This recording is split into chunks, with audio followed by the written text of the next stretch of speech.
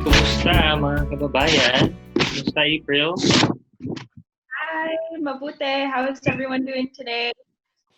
Things are doing good, and we're in a celebration mode for our Philippine Heritage Month, right? Yes, absolutely. Mhm.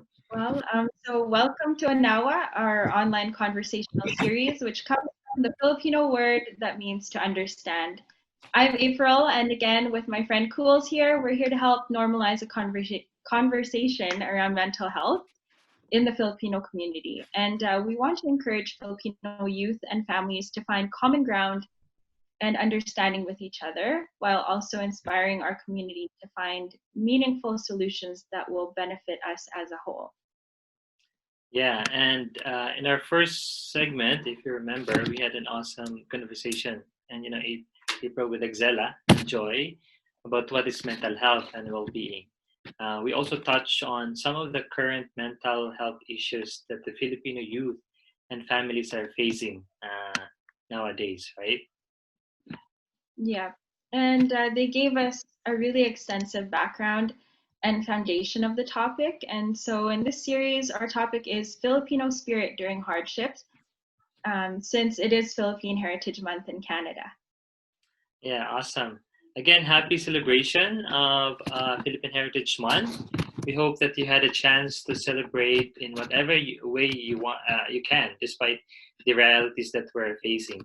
Speaking of our heritage, in this conversation, we will discover the beauty of our culture and heritage and how this can be a great tools in addressing our mental health issues and well-being, especially for Filipino youth. And also, we also hope to talk about how we as a community can be more engaged in eliminating the stigma around mental health. And so to help us explore this topic, let's introduce our guest who will give insight and some background on our culture and civic engagement among the Filipino community. Okay, so our first guest is a highly accomplished dancer, teacher, arts administrator, and dance therapy pioneer. Formerly a principal dancer with Ballet Philippines, she has worked unceasingly to develop Philippine art and culture in Edmonton. She spearheaded a multitude of projects, including the Philippine Arts Festival, Edmonton Filipino Fiesta, Kalinangan, and the Learning Table, which enabled mentorships and expanded cultural awareness. Under her leadership, the Philippine Arts Council partners with schools to deliver programs on Philippine art forms. She also provides free dance classes for seniors, a founding member of the Philippine Media Association of Alberta, and she further advocates for Philippine art and culture through her writing for the Alberta Filipino Journal. So let's welcome Tita Ida Beltran-Lucila in our virtual roundtable conversation. Hello. Welcome, Tita Ida. I'm happy to be here. Thank you for having me. You're very welcome. You're very welcome. Our second guest, he just recently retired as a planner with the city of Edmonton. So she's in her retirement. She has a passion for immigrants' issues that is rooted in her own experience as a newcomer in Canada in 1994. And that led her to pursue a PhD in health equity with the context of multicultural communities. She worked for more than a decade with the Multicultural Health Workers Co-op as co-executive director and coordinated numerous initiatives with immigrants and refugees, including establishing the Edmonton Multicultural Coalition. She is also the president of the UP Alumni Association. If you know UP, it's a University of the Philippines. It's like Harvard, in the Philippines. Here in Edmonton, and involved in a variety of community events and initiatives in the Filipino community. She is currently the co-chair of the Alberta Anti-Racism Advisory Council. Please welcome Tita Lucenia Ortiz. Hi everyone, how are you? Oh, welcome Tita Lucenia. Hello. Welcome Tita Ida and Tita Lucenia in our online conversation. So first, to give us some historical context, what do we mean when we say Filipino spirit? Is it a value system that we live our lives by? And what events in our history have shaped it? Well, for me, community spirit is when people band together for a greater objective that benefits the whole community other than yourself. It's more of service for other people. So I think historically in our culture, the first thing that comes to mind is the bayanihan spirit, and the image for that is in the olden times when people would gather together and lift homes, like literally lift them to help their neighbor or community member. So in terms of events in our history, like there are so many, like even just here in Edmonton, there are, when the Filipino community rallied together in helping like the our kababayans in the temporary foreign workers who died in a highway accident, the Cargill outbreak, COVID outbreak. There are so many organizations that have rallied and helped our kababayans over there. And like the Fort McMurray wildfire, like helping our Filipino, community members in settling. Historically, there are so many as well, like people power revolution, right? That's something that the community unexpectedly, and it was a spontaneous event, not even planned, but it's again a yearning for a better life for everybody, not just self. So How about Tita Lucenia, if you have any comments about that? Well, I think the Filipino spirit is embodied in our natural resilience to adversity. Yun bang sinasabi nating madaling makabangon? To be strong and to bounce back seems to be our only option to survive and thrive within the context of our geographic location and history. As you know, the Philippines lie in Southeast Asia's typhoon belt and the Pacific Rim of fire. So expect about 1 to 2 strong typhoons out of 20 a year. And you know that 12% of 2,000 earthquakes each year will be above 5 in the Richter scale, which means that Filipinos over the years have not only overcome the devastations brought by typhoons and earthquake, but managed to build their lives and livelihood again. And historically, as Ida have said, Filipinos have a relentless collective spirit to resist any form of oppression, from attempting to drive away the first Spanish invaders in Cebu, Lapu-Lapu, the Philippine Revolution that actually ended the Spanish colonization and we gained independence. So June 12, what we're celebrating today is really the result of overthrowing, the Spanish regime and gained our independence and people power to end the dictatorship. And today, the Philippines have a strong people's movement to expose corruption and injustice. For those of us who are always following the Philippine news, we see that all the time.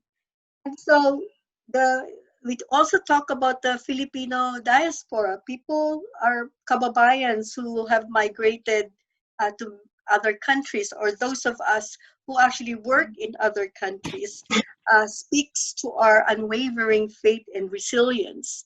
And I think one of grit and tenacity to succeed. So the Filipino spirit is resilience to adversity and a very strong collective spirit. Right, that was awesome. Awesome explanation, and going through the history and everything. I just have a question to Tita Ida. You mentioned about bayanihan spirit or a Filipino spirit. Yeah, that really from your explanations, like banding together and helping one another, and you gave some examples of that.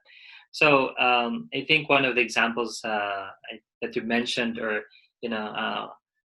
the projects or the program that you helped to spearhead or develop is the Filipino heritage or the Philippine heritage in a month or this celebration. And you really, until right now, even though we are in a pandemic, we still have that celebration. So my question is, what is the significance of celebrating our heritage as a Filipino in shaping this Filipino spirit? Well, as you mentioned, one of the underlying reasons why we really worked into this proclamation of the Philippine Heritage Month, at least here and provincially, and we're fortunate enough that it has been proclaimed nationally as well, is the recognition of our contributions and achievements here in Canada. And basically, it's because we want to increase our visibility as a cultural community, right? So once it's established, then we actually have the infrastructure to develop all these events and awareness and information so that it actually instills pride in our own cultural identity by Filipino Canadians and recognition and appreciation by other cultures as well. So especially here in Canada, where it's a multicultural society, what's a better commonality in coming together, right? But our heritage, because historically our rituals and traditions are all done communally, right? So we gravitate towards other people, and we like to engage as a group, not just as individuals. And so in this time of the pandemic, that's the very first thing that was taken away from us. So now, as Lucenia mentioned, we are resilient, right? And our drive to share and celebrate with the community actually tests our resiliency, and we are very creative people, so we find ways to celebrate our heritage. So to add on also on the importance of celebrating and knowing our heritage is that we as a people, geographically, we are so separated, right? Because of the 7,100 islands, the influences that we have, the Malayan, our language is so different. So in a way, when we are here in Canada, in a foreign country, we are still sort of fragmented. And the only thing that will tie us together is our culture and our heritage. That's why we really, the knowing and identifying with your heritage is so important. So once we establish this annual celebration, then that's when we develop the solidarity as a people. And then that's when we establish our sense of belonging as well. Yeah, I have one question maybe to Tita Lucenia. So there are a number of Filipinos, like as Tita Ida has mentioned, this annual celebration is really aimed as to come together to celebrate our culture that unites us. So, but there are a number of Filipinos, especially the second and third generation Filipino Canadians, who are not very connected to the Filipino culture. So if they are disconnected from the Filipino culture and in the sense of Filipino spirit, how might it affect their values and identity? And why is it important to take pride and be connected to our culture? And how can they learn more about our culture? That's a great question, particularly in this generation. So, in many studies about children born or have grown up in a culture other than their parents, there are risk and protective factors that can have both positive and adverse impacts on children's identity. These children are often called are often in between cultures, and growing up is a constant struggle between two differing cultural values and norms. Most often, their culture at home and those outside the home, where they mostly interact in an environment of the dominant culture. So we must be very careful when we talk about Filipino identity as one that is guided by cultural values, as expressed by being able to speak in Tagalog, appreciate Filipino music and dance, and practice cultural norms such as being respectful to parents. While important, this is just the tip of the iceberg of what Filipino identity is. If we truly want to talk about the core of the Filipino identity, I, I'd like to go back to what I spoke about earlier, that the Filipino spirit is one of resilience in the midst of adversity and a strong collective spirit to resist any form of oppression. So really our role as parents of children in between cultures is to provide them with opportunities to build this capacity so that they can learn to navigate cultural differences in a multicultural world. Um, I think that I think that this is the biggest kind of the biggest challenge for not just for many Filipino Canadian kids who grew up here in Canada, but for all other children who from second or third generation from other cultures, is that to really find that identity within the current context, right? And if we as parents actually, we were socialized in a very different way. Like I can give my examples about my children, right? So when, especially when they talk back at me, I always say, ang bastos naman, sinasagot ako, di ba? But when you think about it, in school, they are taught to express themselves openly, right? And actually, when they talk back at you, they're actually saying their thoughts. And maybe uh, if they're just saying what they want to express, it's really a conversation that they want to have. Uh, I mean, it's different if they're swearing or anything. That's another matter, right? But I think if they're just talking, the way we frame it, talk back at you, but actually what they're saying is, I want to have a conversation with you. I have this different idea and yours is different. Let's talk and see where maybe we can agree on something. So I think when we see it that way, you're actually learning together. You're trying to navigate your culture that you were socialized in when you were growing up, and your children's culture where his or her socialization may be different.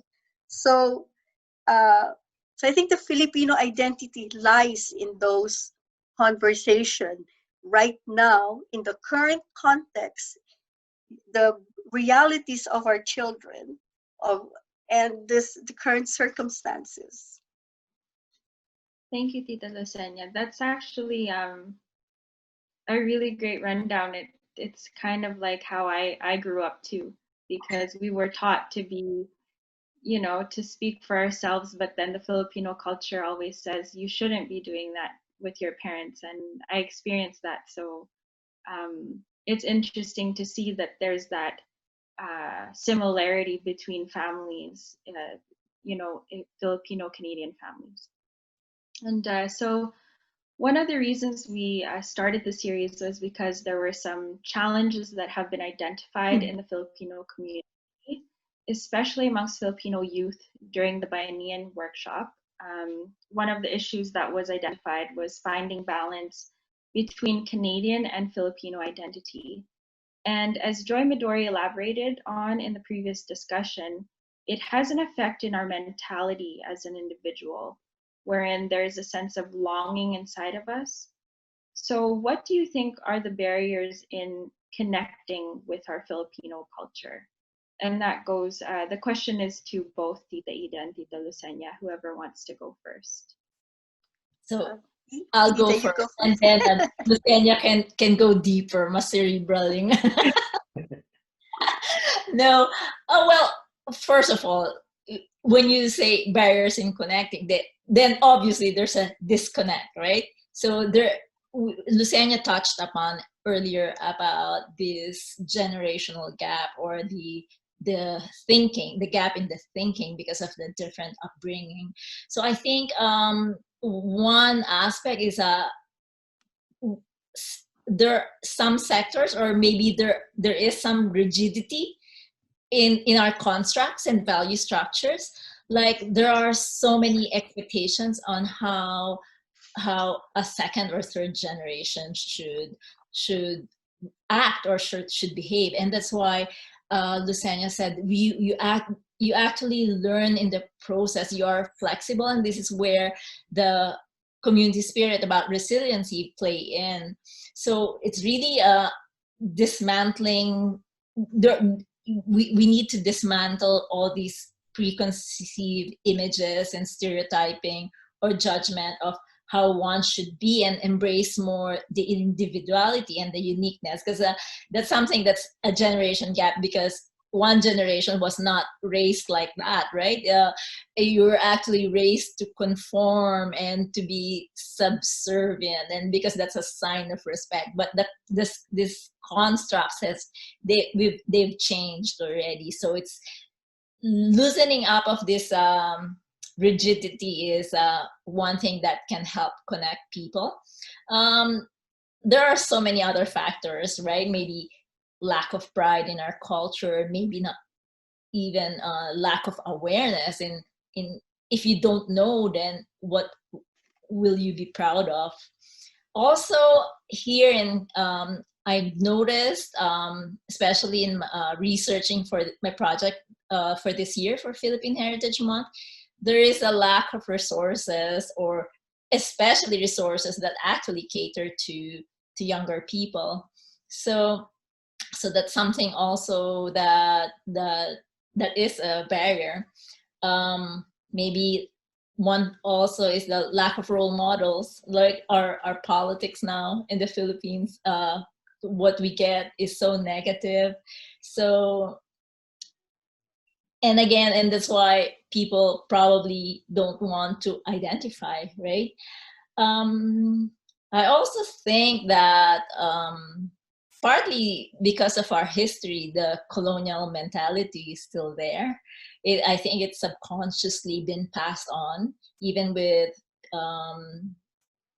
the generation who have been raised here. Sometimes, like you see it in our society, that there's a submissive aspect to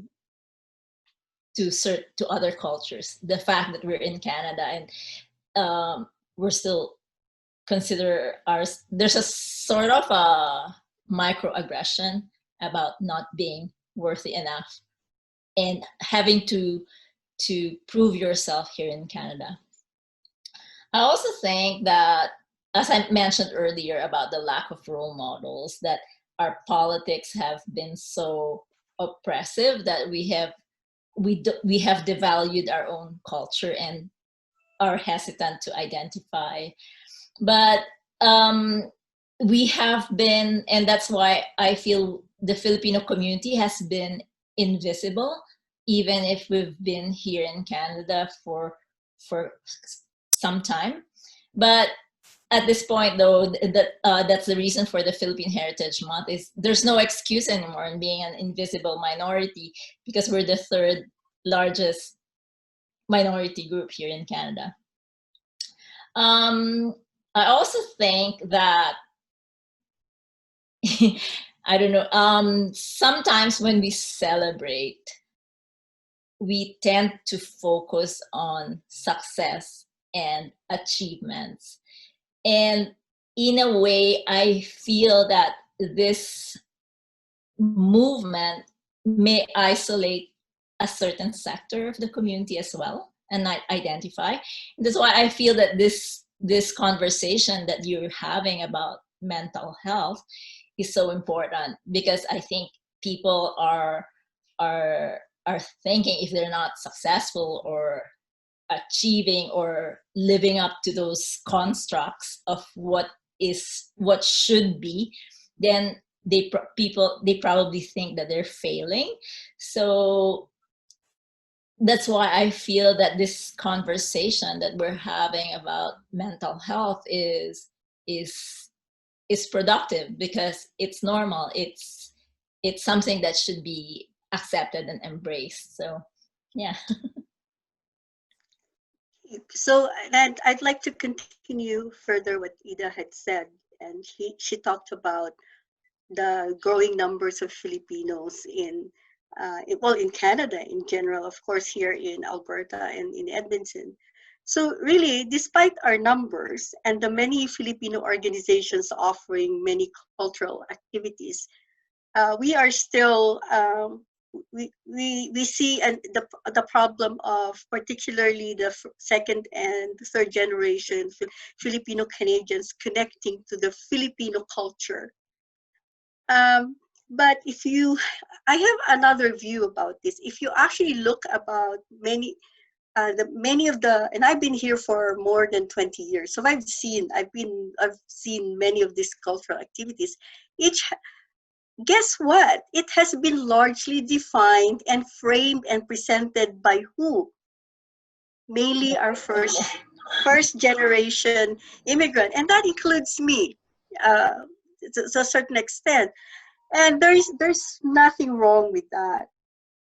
But maybe I think we need to present Filipino culture from the eyes and the voices of the second and third generation Filipino Canadians, how they see how they experience Filipino culture from their parents, in their homes, and as they interact with their peers.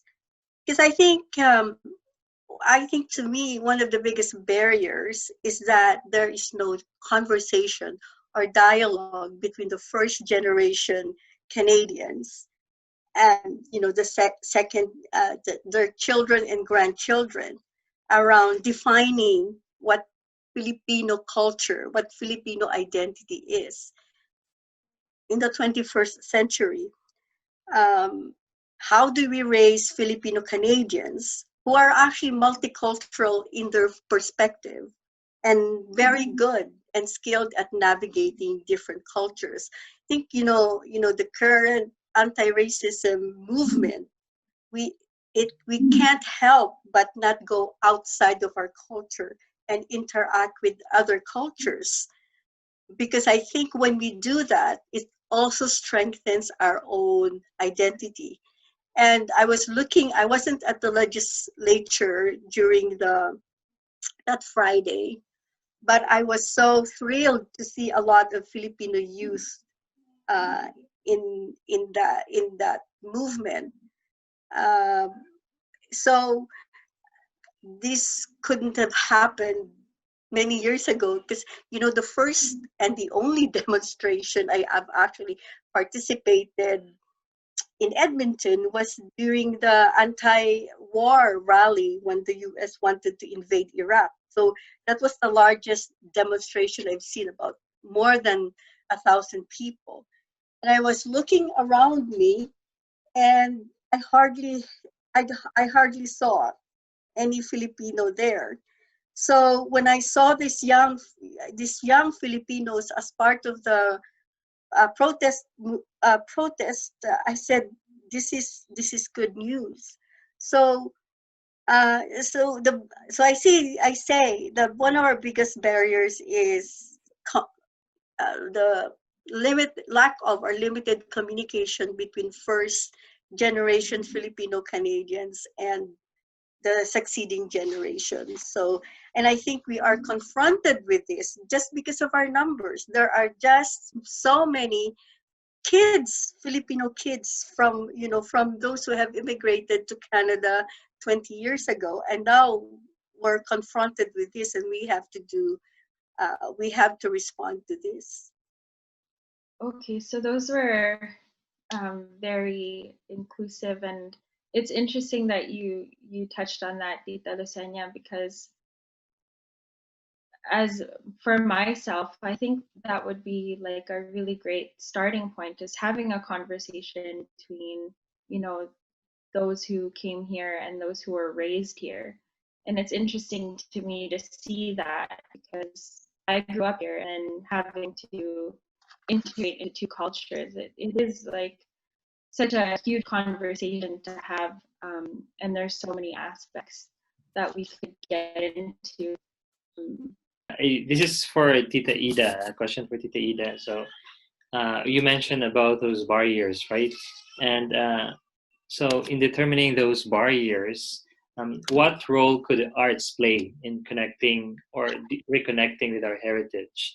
And why are the arts a vital part of inspiring our community? And that's for you, Tita Ida. Well, first of all, it's been said already, and there have been a lot of data that art saves lives, right? So art, whether you use it as a form of expression, creation, as a form of therapy, art is used in so many ways. So the way it helps with mental health is because when you create and express yourself, you make yourself vulnerable, right? And that alone, that first step of vulnerability, where you acknowledge what you're thinking, what you're feeling, and what you're going through, is again the first step towards overcoming any anxiety or or the mental health concern issues that you are having. Art is a safe place to dwell in for mental health, because there's no right or wrong, because it is personal, it is organic, it's authentic to whatever you are feeling. So then therefore it becomes, once it is expressed and brought out as an art piece, it becomes a validation, especially when once it's released, it resonates with another person, right? So that's the impact of art in mental health. Now, we're talking about, so another use of art is being an effective tool in informing an effective change without being too preachy. Like look at the films done during the martial law era, the Lino Broca, the Ishmael Bernal, how it had affected a change in thinking in a different direction for society. So even with that, in terms of creating awareness, in creating your history, in documenting it, it's very valuable. Like even the story of if you know the story of the sakuting, the Philippine folk dance, the folk dance with the sticks, that actually came about because when the Filipino martial arts, and so when the Spaniards came, they actually banned the Filipino martial arts, because that's how Magellan died, because of those skills. So Filipinos, being resilient, they were able to educate and propagate the martial arts skills by presenting it in a dance form, which turned out to be sakuting. So it's that resiliency factor, and how this art form, when you know the history, you actually are able to extend it and strengthen your own identity, and then you are able to spread it out with a greater community as well. So yeah. I'm just gonna go back to Tita Lucenia. Like earlier, we discussed the Filipino spirit as a value system, and could you just identify some Filipino values that have helped connect people in the community, and what can we learn from these values when we celebrate our heritage collectively? Hey, so Ida already mentioned this earlier. Filipinos are deeply collectivist. We thrive well when we are in groups. That's why family is very important and the center of who we are. We also love to gather and be in community, and we are our best selves when we are faced with adversity and overcome it successfully when we do it together. So we find Filipinos are happy and joyful when we celebrate together and when we want to help each other. So every time there is a typhoon in the Philippines, Filipino leaders lose no time to mobilize Filipinos to send help home. The COVID pandemic also showed how Filipinos stepped up to support the TFWs who lost their jobs either by donating food and supplies and advocating for their interests. And you know, this is the real bayanihan spirit. So when, so I think this is, think that that collective spirit is actually the one that binds Filipinos together. The collective spirit to do good, I think is very important. Yung bang sinasabi nating pakikipagkapwa, right? It's a Filipino value, kawang gawa. So, so I think this, I think that this is a valuable cultural heritage that we Filipinos should be really proud of. This collective spirit in terms of celebrating together, but also helping each other. And and to me, that's also one of the best ways to help Filipinos connect with each other. Um, so it unfortunately, while the pandemic had also mobilized people to help with each other, to help each other, we also lost that sense of connection of gathering together. But uh, we are also resilient, so we should be able to overcome this. All right. Thank you very much, Tita Lucenia. So, Tita Ida, you mentioned the importance of arts in terms of reconnecting with culture.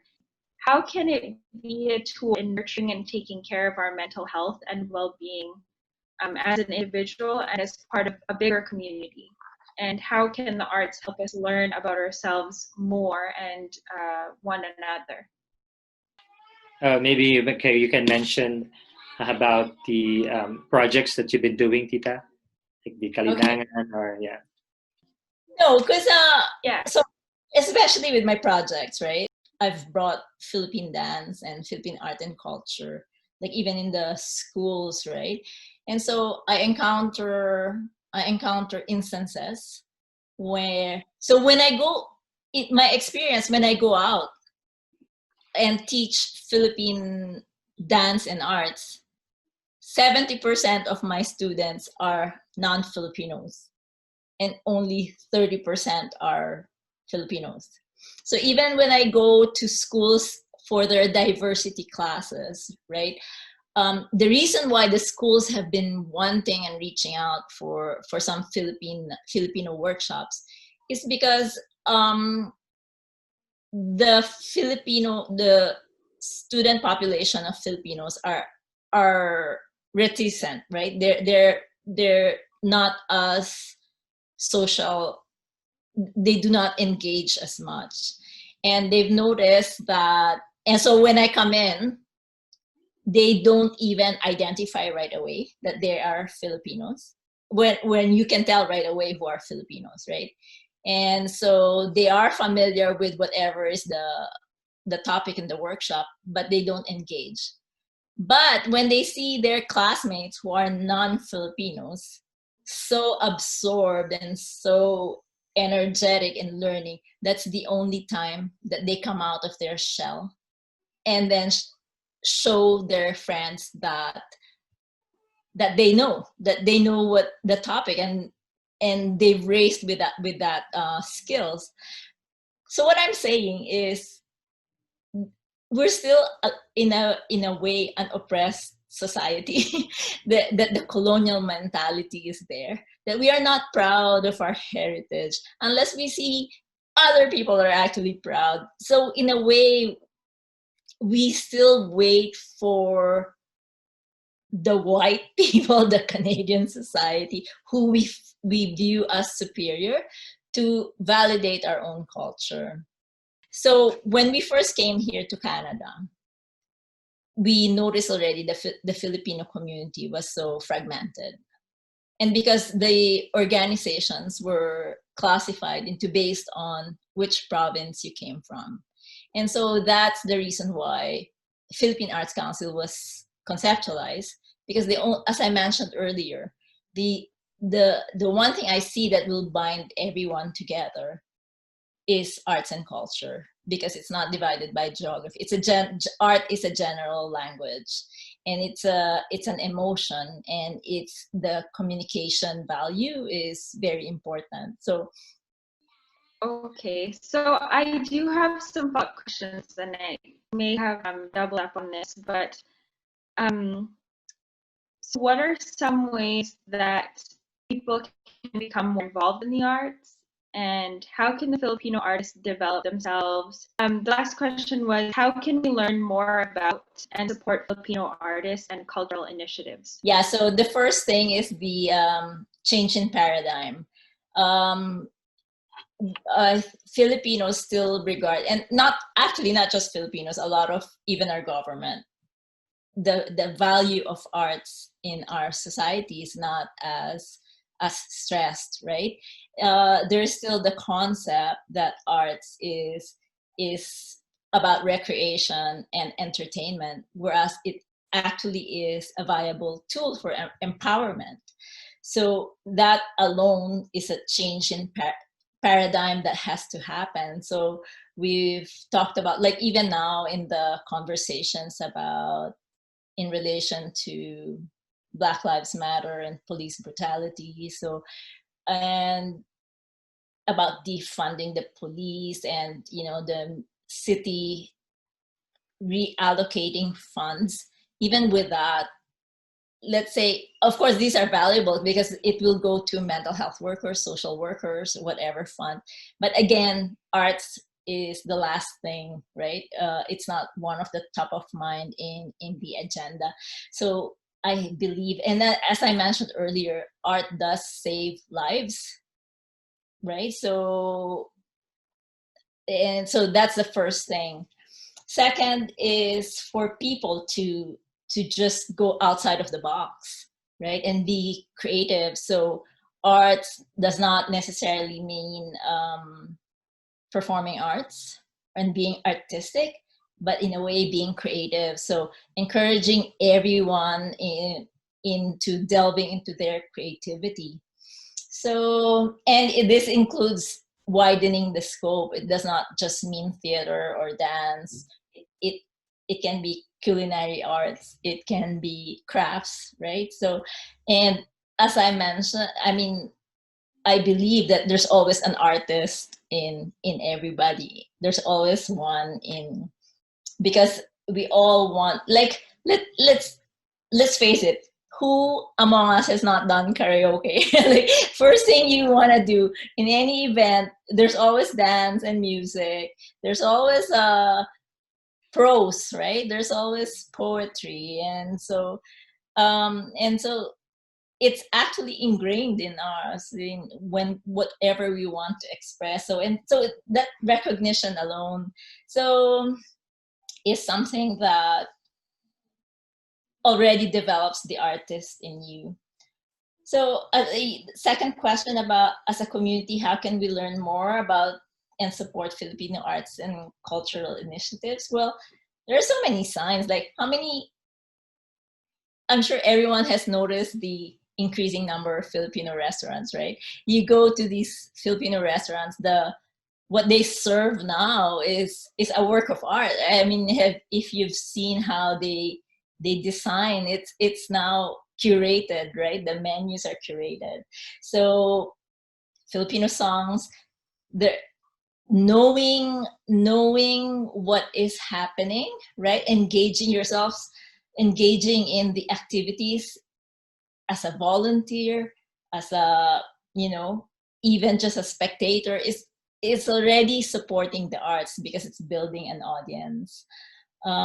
There's also there are so many causes, right? There are fundraisers, advocacies that happen in terms of cultural initiatives. Like for one, the Philippine Heritage Month. So it's knowing, it's really engaging with fellow Filipinos and knowing what's happening around to be able to involve yourself. Yeah. All right, that's awesome. I have some just a follow-up question, lang, Tita. I mean, I think I remember from our previous discussion with Joy, she mentioned about one of the coping maybe coping mechanism of the Filipino. You know, for them to express themselves is having like going to sports or going to cultural activities such as karaoke. Just maybe a simple some sort of singing a song, but it's an expression of ourselves. And it's, I think, as you mentioned, it could be in it's not, as you mentioned, it's not just like being an artist itself, but going out of the box.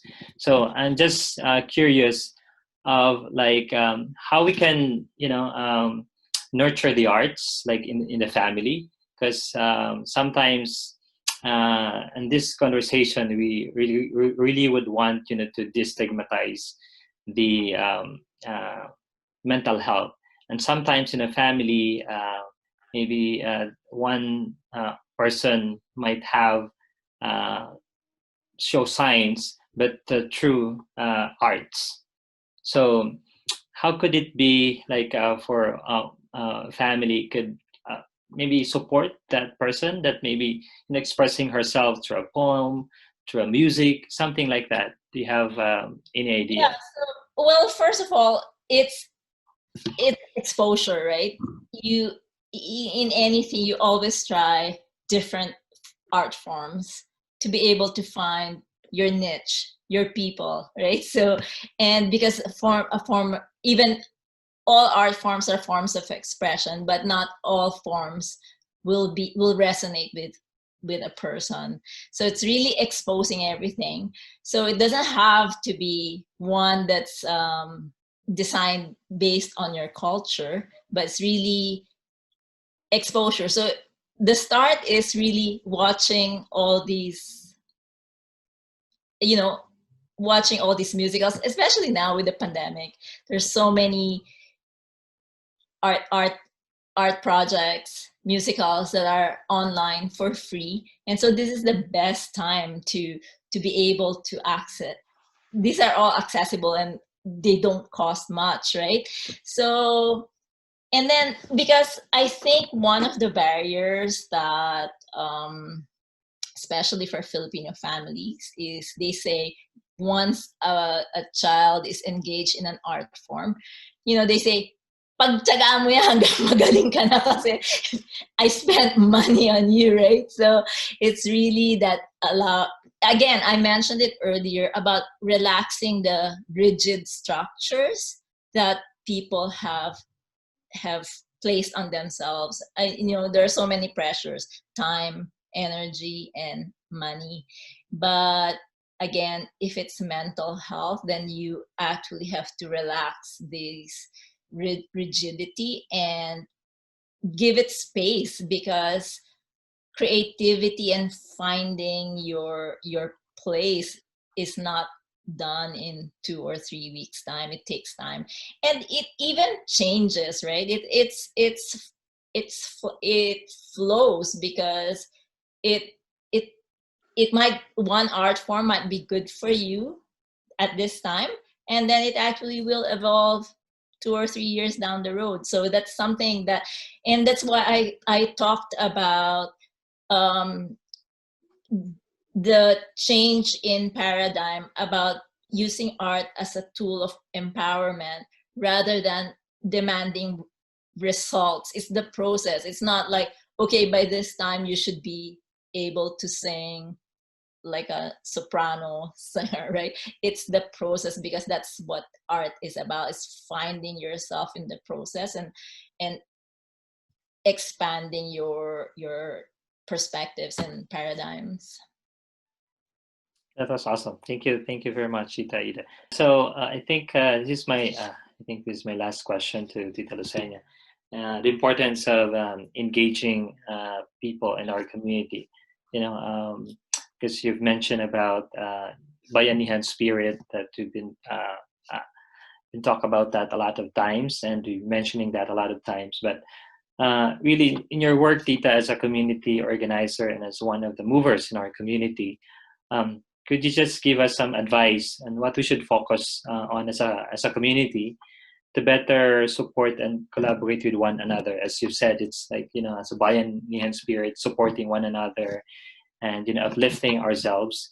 And why is it important for all Filipinos to be engaged in this mission, especially in the area of well-being amongst the youth? So yeah, that's a great closing question, Nicole.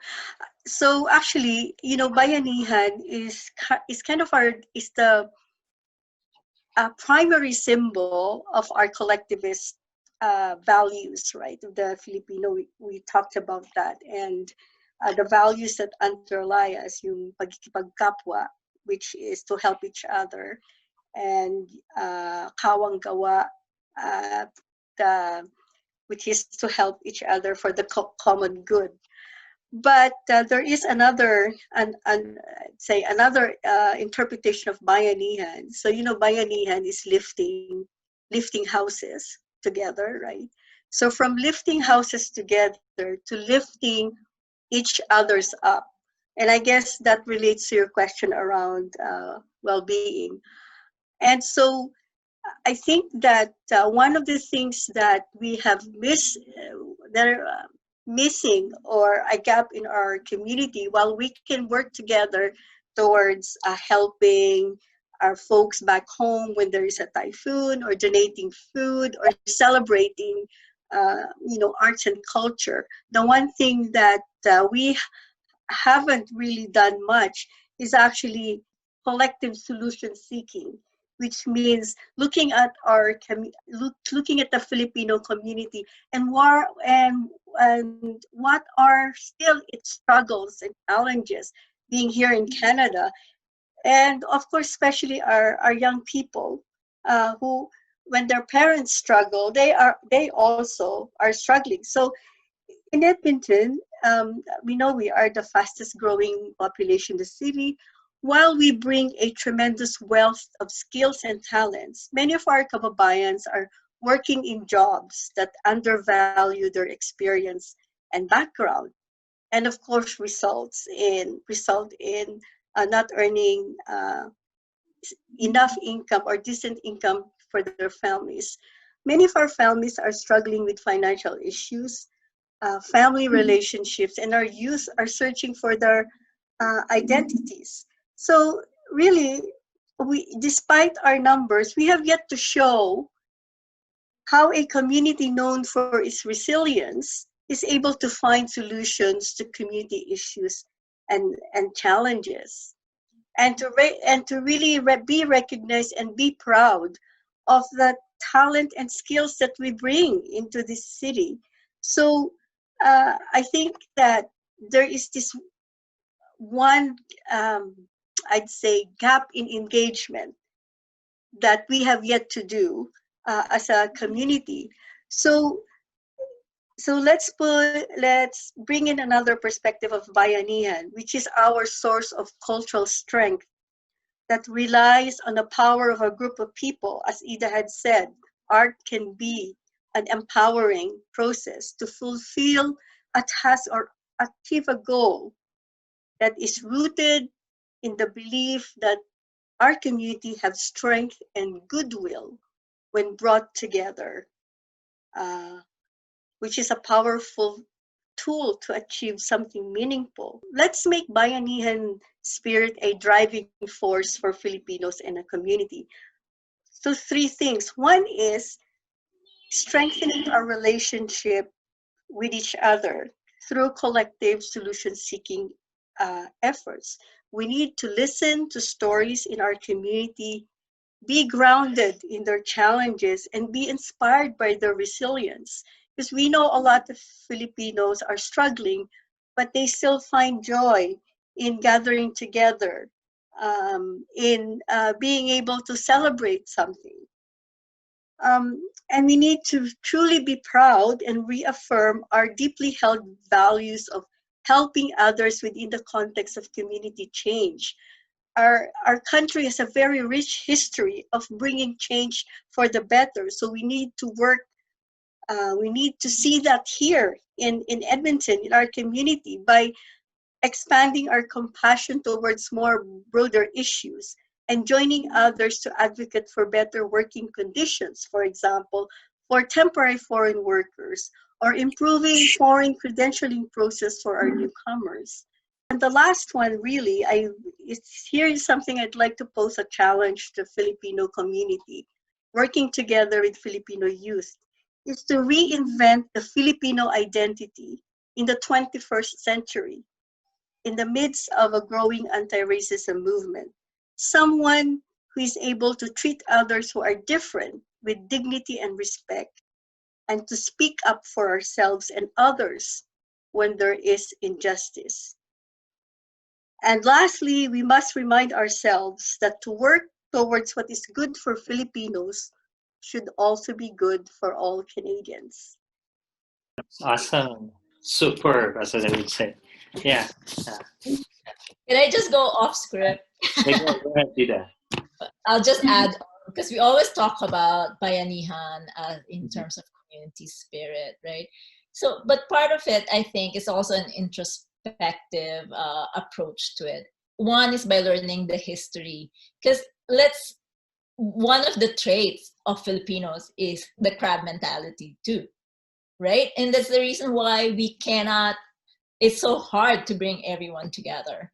So, but that one came, and the other value is yung makaisa one over the other, right? Because of your ego. But I think if you study history, where did this thinking come in historically, right? And that's why I talked about we're still an oppressed people, because the crab mentality was imposed by the Spaniards, right? It's not a true Filipino trait. Kasi sabi, ay nako, ayun na naman crab mentality, mga Pilipino talaga. And we actually need to get rid of that. This was imposed on us. The one you one over the other mentality was a martial law mentality. It was a Marcos era, and that's the reason why there's no value of meritocracy in the Philippine society, because it's all about who you know, how do you get around stuff, and not through hard work and merit. So knowing your history, then you can actually go into the core value of what does it take to be a Filipino, what is a Filipino. Because community spirit, even with all these initiatives that are happening, there are counter initiatives that are happening to go against the success of one. And why is that going on, right? We're very active. But then there's that thinking that I have to do my own, instead of working together in one, then the other, because they were not the creators, or we start competing with each other. Then why, right? We all know about bayanihan, but then for me, then how do you start this change in paradigm, this thinking? Is it really an introspection to learning about who we really are, and that's through our history.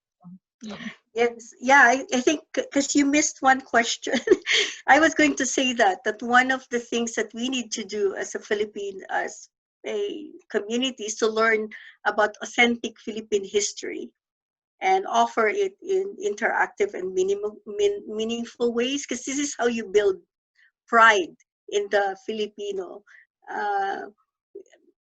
There are a lot of myths and misconception about our Philippine history.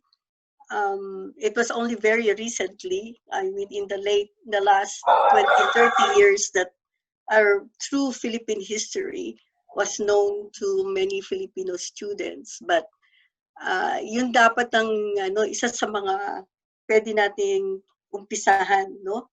Yung malaman natin talaga kung sino tayo, yung Filipino identity na before the Spaniards came, we have a very sound